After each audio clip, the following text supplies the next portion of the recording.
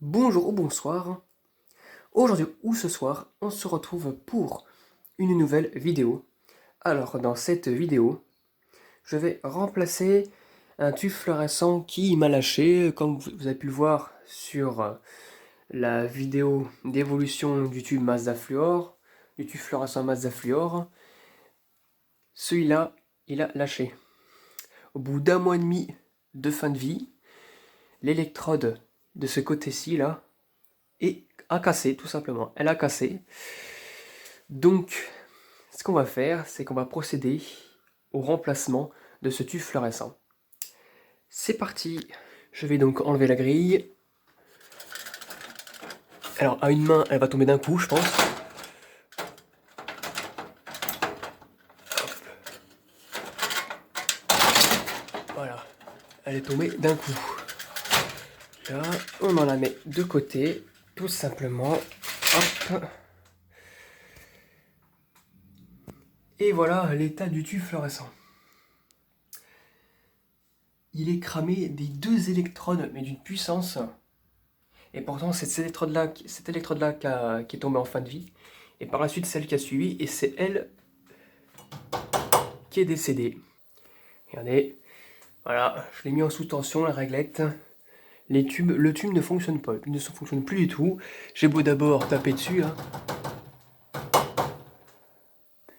Plus rien ne se passe, le tube est totalement décédé. On va enlever le tube fluorescent.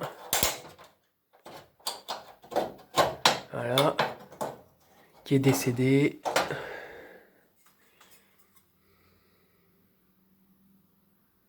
Voilà. Complètement mort le tube. Et le starter qui est ici, là, c'était le starter du tube fluorescent qui est tombé en fin de vie et qui est décédé. Voilà, c'était celui-là. Un Mazda. Voilà, S2. Qui a bien été usé. Voilà les starters que je vais utiliser pour le prochain tube.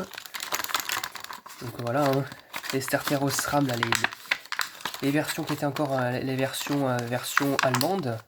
Aujourd'hui, c'est les versions chinoises. Là, celui-là, voilà. Et ce tube fluorescent. Voilà, mon fameux tube fluorescent au SRAM Russia que j'avais utilisé pendant un bon moment, un an. Fabriqué en 2019. Il va reprendre du service. Là, on va remettre le tube. Hop.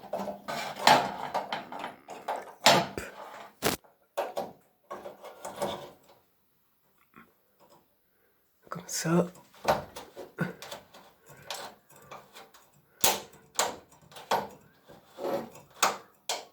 Côté gravure. Et puis maintenant son starter. Là, le petit starter qui va avec.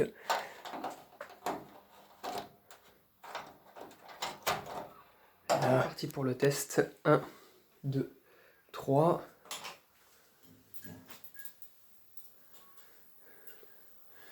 Et voilà, ça rechange encore un peu, hein. Voilà, alors je le répète, pourquoi je mets du blanc chaud, je fais comme c'est pareil que là sur mon ancienne réglette à sec qu'on a déposé depuis. Les tubes blancs chauds que je mets à la place des tubes blancs froids, blanc neutre pardon, c'est pour signifier que ce tube-là a été remplacé. Ça me rappelle aussi mon école primaire. Il faisait la même chose, il remplaçait les vieux tubes Osram, les vieux tubes Osram de tubes fluorescentes Osram de 36 watts qui mouraient, hein, qui tombaient en fin de vie, par des tubes fluorescents Philips dans cette génération, la version avec la feuille, c'était à l'époque en blanc chaud, tout simplement. Voilà, donc c'est pour signifier que j'ai remplacé ce tube-là et que les trois autres tubes fluorescents n'ont pas encore été remplacés car ils fonctionnent toujours, tout simplement.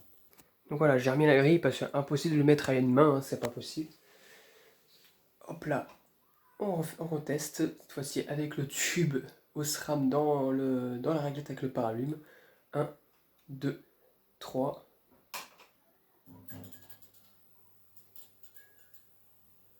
Waouh! Oh, mais on voit bien la différence, hein.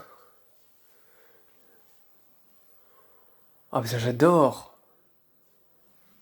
Du coup, mais en fait, ça éclaire ma collection. Bon, là, c'est un petit peu le fouillis, là, parce que c'est les tubes qu'il faut que je lave. Mais regardez, ma collection l'éclairage est un peu plus chaude, en fait. L'éclairage est un peu plus soft avec le tube Osram. Et comme vous pouvez le voir, le tube Osram, même pas besoin de chauffer parce que ça fait déjà plus d'un an que j'ai déjà utilisé. Donc le gaz a eu le temps de travailler. Voilà. Donc au départ, quand le tube il était tout neuf, il avait fait une grosse perte de puissance ici, là. Ça chauffait beaucoup de ce côté-là. Et au bout de 6 mois, bah, plus besoin de chauffer, hein. Le tube, il a déjà atteint quasiment sa luminosité maximale rien qu'en démarrant. Donc ça, c'est magnifique. J'aime bien les tubes Made in Russia. Je trouve qu'ils sont de meilleure qualité que les tubes Osram, que les tubes Osram fabriqués en Allemagne. Et du coup, bah, l'éclairage de ce côté-là, elle est plus chaude. C'est un peu plus jaune qu'avant. Voilà. Et voilà, bah, du coup, bah,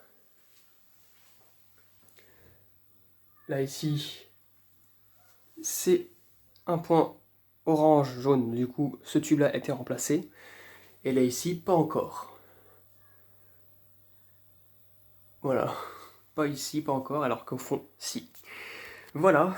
Donc, avant de vous quitter, je vais vous montrer l'état du starter en le démontant. Alors, voici le starter en question. Je l'ai déclipsé et regardez l'état du starter.